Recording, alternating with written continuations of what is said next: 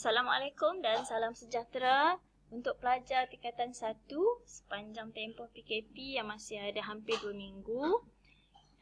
Cikgu akan tugaskan pelajar untuk menjalankan satu pembelajaran berasaskan projek. Okay, jadi kita sebut sebagai PBL, Project Based Learning. So, projek ini akan diberi markah iaitu peruntukan sebanyak 20% dan akan dimasukkan dalam peperiksaan akhir tahun. Okey, jadi untuk PBL yang pertama, tugasan 1, pelajar dikehendaki menjalankan satu projek bagi menunjukkan pembiakan vegetatif bagi satu tumbuhan. Perkembangan tumbuhan pada setiap peringkat perlu diperhatikan dan direkodkan. Tempoh pelaksanaan projek akan diberi selama 2 minggu. Mungkin pelajar tertanya-tanya apa yang dimaksudkan dengan pembiakan vegetatif.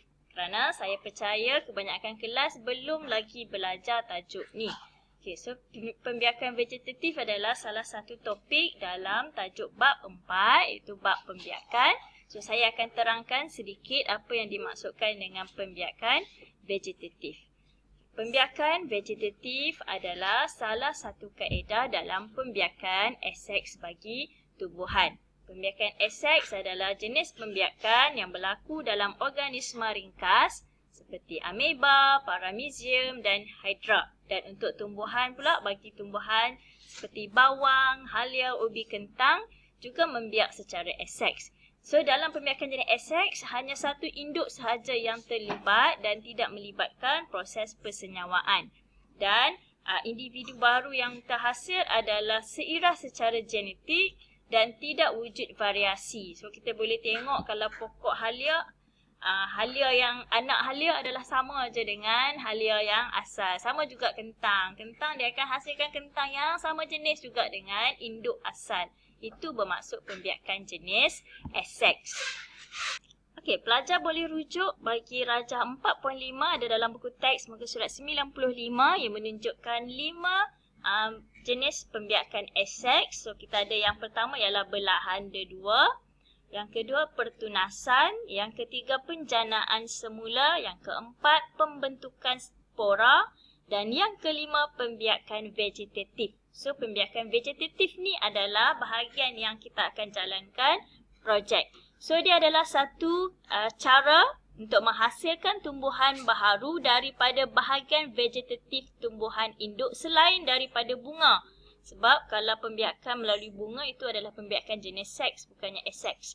Okey, so contoh bahagian vegetatif adalah seperti akar, batang bawah tanah, batang rayak, berbawang dan daun. Contoh tumbuhan yang membiak secara pembiakan vegetatif adalah seperti lobak merah, strawberry, halia, ubi keladi dan ubi kentang. Jadi bahagian-bahagian vegetatif bagi tumbuhan ini adalah berbeza, tak samalah, tak sama jenis. Okey, berikutnya kita akan lihat bahagian vegetatif yang terlibat dalam pembiakan vegetatif bagi tumbuhan yang berbeza. Okey, bahagian yang pertama contohnya seperti akar. So bahagian akar tumbuhan induk dia akan berkembang dan membentuk tumbuhan yang baru. Pelajar boleh lihat bagi lobak merah contohnya, sampai satu masa bahagian lobak merah tu dia akan keluar berbenang seperti akar. So bahagian akar tu sekiranya ditanam dalam tanah mendapat nutrien yang cukup, maka dia akan membiak dan menjadilah lobak merah yang baharu. Sama juga seperti ubi geledek dan tumbuhan lainlah yang boleh membiak melalui akar. Okey, and then kita ada bahagian batang. So bahagian batang akan berkembang dan menjadi tumbuhan baharu. Contoh yang membiak melalui bahagian batang ialah ubi kentang, rumput tu termasuk dalam kategori batang rayak dan juga berbawang. Berbawang pun dalam kategori batang. Okey, sebab dia biasanya dia ada satu batang yang menegak di tengah-tengah tu.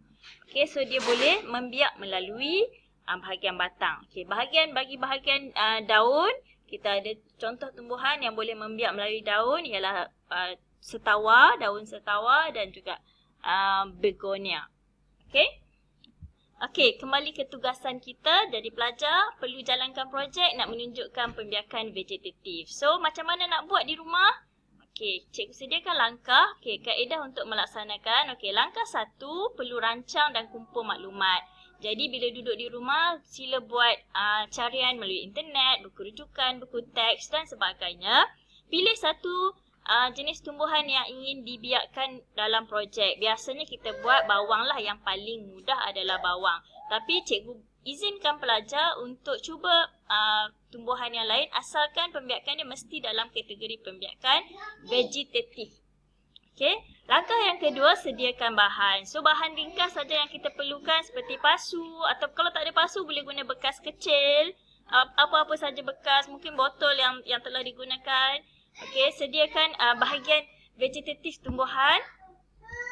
Okay, kita perlukan juga sedikit tanah dan jangan lupa mesti ada kertas ataupun buku catatan dan yang ni penting juga, mesti ada kamera. Kalau ada kamera ataupun boleh guna phone kamera pun dah okey. And then, okey, tu langkah yang kedua, sediakan dulu semua.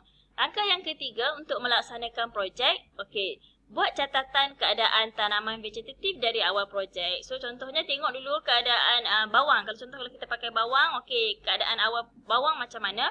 Jalankan pemerhatian dan tanamlah. Tanam bawang mungkin boleh dapatkan bantuan daripada ibu dan ayah sementara dalam tempoh kawalan pergerakan ni, minta ibu dan ayah tolong untuk bantu bagi menanam.